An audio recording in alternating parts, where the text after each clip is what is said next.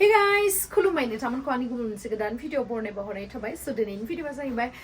दिनैहाय आं नोंथांमोननो मोनसे खोथा खोन्थानो होननानै फैलायबाय बेनो जाहैबाय बाक्सा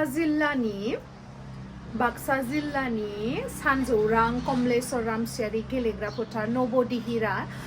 बेयावहाय खुंगा 52थि श्री श्री गणेश फोरबो मेला खुंनो थांगासिनो दङ 2 फेब्रुवारिनिफ्राय 6 फेब्रुवारिसिम बेनिनो गेजेरावहाय 4 फेब्रुवारि खालार खालि आंजों लोगोसे आंनि मोसाखावरि लोगोफोरबो बेयावहाय थांगोन बे फोरबोखौ मेहेरगोनां खालामनो आरो लोगोसे आसा खालामो नोंथांमोना बयबो लैहोर फैनानै जोंजोंहाय बे फोरबोखौ जाफुंहोनायावहाय हेफाजाब होफैगोनखौ आं आसा खालामबाय थ' फैदो बयबो बाक्सा जिल्ला सानजौरां कमलेश्वर रामसियारि गेलेग्रा फोथारावहाय बयबो फैबानो जाबाय 4 तारिखआव दे फेब्रुवारिनि ओमफ्राय दाउआबो फैगोन ना थ' नोंथांमोना जुदि आंनि भिडिअखौ नायनो इन्टारेस्टेडब्ला नायलांबाय थादो ना मा होनो थ' बिदिब्ला आंनि भिडिअखौ स्टार्ट खालामनोसै चलो आंना खानाया जानोसै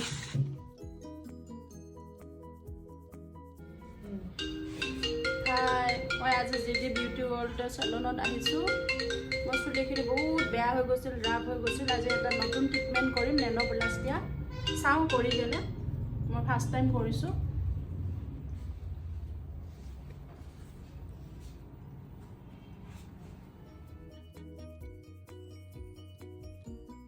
नोंथांमोना नुदों हेयारनि कन्डिशना बिराद गाज्रि जानानै दङ फ्रिजि एकदम कालार सालारफोरनिखाय डेमेज जानानै दङ आरोना बेखायनो जोंनि क्लाइन्टआ नेनोप्लास्टिया खालामजानो होननानै गावनो डिसाइड खालामबाय ओमफ्राय जोंनि हेयार ड्रेसाराबो बेखौ साजेस्ट खालामबाय जे नेनोप्लास्टिया ट्रिटमेन्टआनो बेनि हेयारनि थाखाय एकदम बेस्ट जागोन होननानै थ' बिथांमोना गासैबो प्रसेसखौ दायो खालामबाय थागासिनो ओमफ्रायहाय रिजल्टखौहाय नोंथांमोना दसे उनावनो नुनो मोनगोन आरो बेजों लोगोसे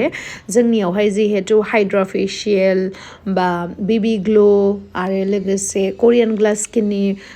ट्रिटमेन्ट खालामनाय जायो थ' नोंथांमोना नै दायो नुगासिनो बाट स्किन फार्स्ट नङा होमबा स्किना फार्स्टखा जेब्लायबो जोंनि देहाखौ जों मोजाङै लाखिबासो जोङो गोजोन सावस्रि मोननो हागोन आरो थ' बेनि थाखायनो फेशियल खालामनायाबो खोब दरखारि मोनसे जिनिस जेरैबायदि जोङो सानफ्रोमबो हेल्दि थानो थाखाय एक्सारसाइज खालामो थिग बिब्दिनो फेशियल खालामनायाबो बिराद मोजां मोनसे जोंनि हेल्थखौ मोजां लाखिनायनि थाखाय आरोना जों समायना नुनो थाखाय थ' हाइड्राफेशियलाबो बिराद मोनसे मोजां डिपलि हाइड्रेटेड खालामनाय जिनिस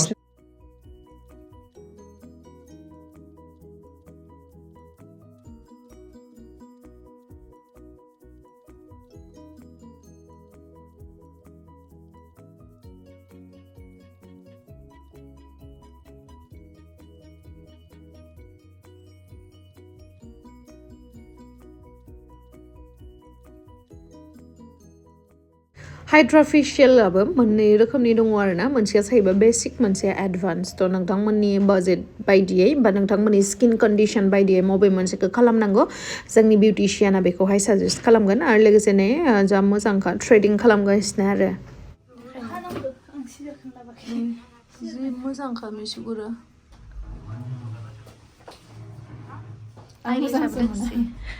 मोजांसो मोना खथ' मोजांसो जि आराम नुबाय आंनियाबो बिदि थानायमोनबा अरिजिनेलानो नै गैया आंनिया देलायनानैसो नुनाय नोंनिया मोजांथार मालाय मोजां नाङो बिराद मोजां बिराद मोजां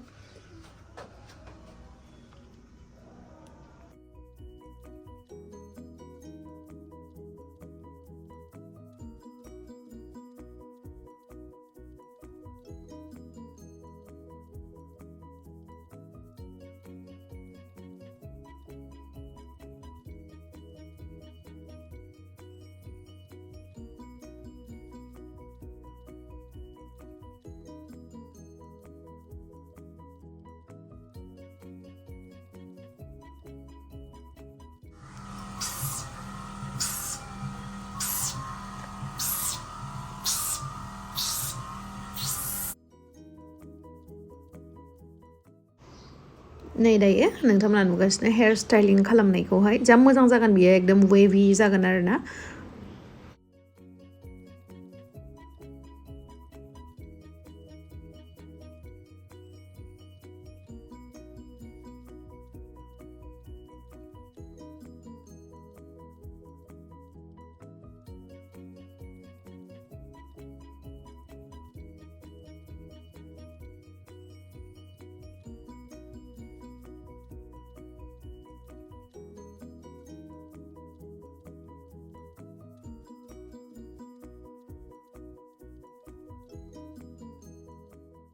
आं दाना सेलुनाव थायै सेलुनाव थाङाबा सानफ्रोमबो फुङाव रेडि जानानै बेवहाय थाङाबा माने गोसोखौ मोजांखौनो मोनला आरोना माने पुरा आंनि डिउटि बायदि मोनोसै आङो दाना थांनाया ओमफ्राय मालाबा आंनि खामानि पार्सनेलि खामानि थाबासो थांनाय जाया ओमफ्राय आरो लोगोसे शुटिंफोर थाबा थांनाय जाया खिन्थु बाखि आलदा दिनाव आं एकदम थाखायो आरोना थ' नोंथांमोनाबो फैबानो जाबाय जोंनि सेलुनखौ भिजिट खालामनो थाखाय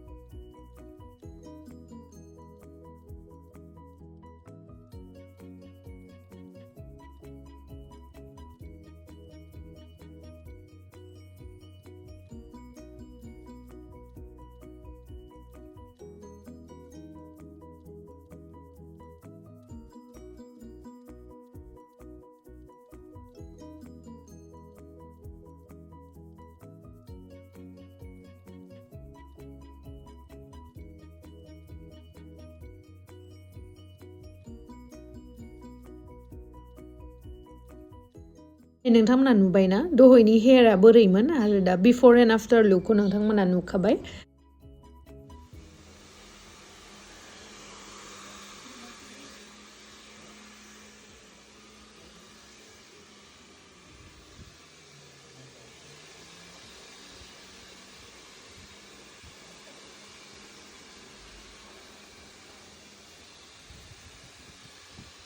नै दिनैहाय आंहा बिलोगो फैदों जोंना सेलुनावहाय हेयार स्पा खालामजानो ओमफ्रायहाय नै फंबायबो फैफादों थेंक इउ सना भिजिट खालामफैनायनि थाखाय